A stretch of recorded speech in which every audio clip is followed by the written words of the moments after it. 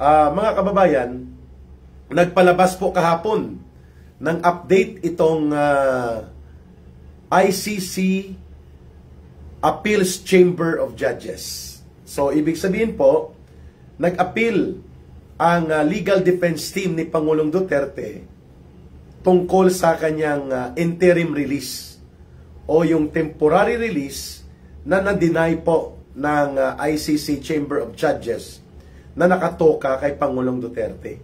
Bakit po pala Chamber of Judges? Kasi tatlo po yata, parang panel of judges. Kaya tinatawag po na Chamber of Judges. I think sa Chamber of Judges 1, Chamber 1 si Pangulong Duterte na nakatoka. So, ang isang Chamber of Judges, tatlong judges po yan, parang kapareho po sa Estados Unidos na mayroon po silang jury panel. Kaya tinatawag na Chamber of Judges. So, yung Chamber of Judges 1, ito po yung nakahandle o nakatoka sa particular na case ni Pangulong Duterte. Yung crimes against humanity by mass murder using yung war against drugs, no? Na ang mga nagrereklamo nito ay inudyukan at ginamit ng CPP, NPA, NDF at mga grupo ng Dilaw and Pink Zombies at pinunduhan nila Marcos at Romualdez upang gamitin ng ICC na parang sindikato na pinadukot si Pangulong Duterte. Ngayon, dahil na-custody si Pangulong Duterte at nakakulong, siya po ay nakatoka sa isang Chamber 1 ng mga judges. At dalawang petisyon na po ni Pangulong Duterte ang na-deny. Number 1, yung interim release ni Pangulong Duterte on the ground ng kanyang humanitarian condition, sa kanyang edad at sa kanyang mental and health condition, na hindi na po niya ma-process masyado ang kanyang memory recollection tungkol sa mga pangyayari, lalo na involving sa kanyang presidency because of his age. And number 2, yung decision po ng ICC na i-deny din po ang pagpapahintulot kay Pangulong Duterte na magpailalim po ng medical check-up and medical attention outside sa ICC na mga medical assigned na mga medical team. Na-deny din po ito, no? So, nag-appeal ang sa ICC Chambers of Appeal ang legal defense team ni Pangulong Duterte na pinamumunuan ni Attorney Kaufman. Okay. Ngayon, nagpalabas po ng schedule ang ICC Appeal Chamber. Kung baga, sa atin po, ito yung equivalent ng Court of Appeals sa Pilipinas. Kung nagkaroon ka po ng problema sa Regional Trial Court at gusto mong mabigyan ng atensyon at review, tumatakbo ka o pumupunta ka sa Court of Appeals o kaya sa Supreme Court. Ayun. So, hello Langging. Thank you sa panonood ng aking wife at sa kanyang short visit sa kanyang pamilya sa New Zealand. Kina Wawi and Biggie Jones Pie. Okay, thank you Langging.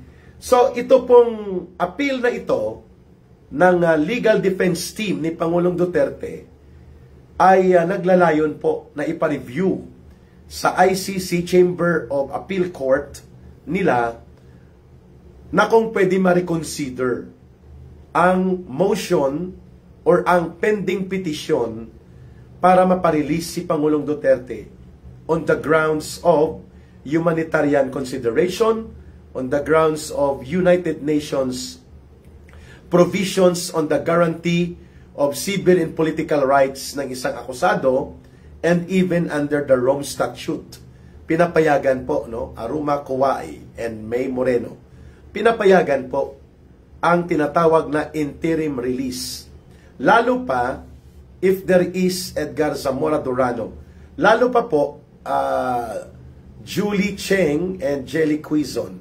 kung mayroon pong isang miyembro o member country na willing po na mag-accommodate kay Pangulong Duterte under interim release. Ibig sabihin po, pwedeng nandoon si Pangulong Duterte sa isang bansa, hindi siya nakakulong sa isang detention facility, malaya siyang nakakagalaw at mas nakakapag-interact siya sa mas maraming tao at mayroon po siyang temporary na kalayaan. At subalit, hindi siya makakalabas muna sa naturang bansa kapag hindi pa natatapos o nadidismiss at napagdedesisyonan ang kanyang pending case sa ICC. But he does not need to attend regularly every 3 months or every 6 months ng pinapatawag na hearing sa ICC. Yan po ang epekto kapag nagkaroon ng interim release, which is favorable even nga sa manatili na lang siya sa Netherlands or sa Europe na mga bansa. Parang nagbabakasyon siya habang naghihintay sa ikahihinatnan at pag-usad ng kanyang pending case sa ICC. Yan po ang epekto ng interim release. So may tatlong batayan po na binabanggit, no? Ang petition na isinumite for appeal sa ICC. Number 1, yung humanitarian grounds due to health reasons affecting the capacity of former President Duterte to stand trial. At number 2, yung kanyang karapatan under the United Nations International Convention on the Protection of Civil and Political Rights. May karapatan po dyan si Pangulong Duterte hanggat hindi pa po siya nahatulan. And number 3, mismo sa Rome Statute na bumuo nitong ICC o International Criminal Court, may karapatan si Pangulong Duterte na hingin po ang kanyang temporary liberty or temporary freedom sa pamamagitan ng petisyon for interim release. Kaya sa darating po na November 28, that would be next Friday, ipanalangin po natin mga kababayan na sana po ay maging patas at makatarungan ang ICC Appeals Chamber of Judges sa kanilang open court na pagtalakay hinggil sa pending petition of appeal to reconsider the petition for the interim release of former President Rodrigo Duterte. Thank you, Clint, Lael, Roldan, Silvestre, and Eman Blase. Okay? So, at least may update tayo at nakakakita tayo ng liwanag kahit papano. Kawawa naman po talaga na ang kalagayan ni Pangulong Duterte. He does not deserve this kind of situation that he is facing right now. Kung hindi po sa kataksilan at katarantaduhan ng bugok at magnanakaw at adik na gobyerno ni Marcos, hindi po sana sinapit ni Pangulong Duterte ang hindi tama at isang kataksila na uri ng pagpapadukot sa kanya ng mismong gobyerno na kanyang pinaglingkuran at ngayon ay pinamumunuan ng isang adik at magnanakaw na presidente. Ayun, Judith Sikyoko Isidro. And sino pa mga nandito? Si Banji Lopez, M91, Roy Lim, 7203. Siguro March 1972 ka, Roy, no? Na ipanganak. Ana Tamayo. So I hope, and just like you, we pray that former President Duterte, oy, Wawi Jones, cheers! Si Biggie at si Wawi po, magbibisita silang ging sa kanila.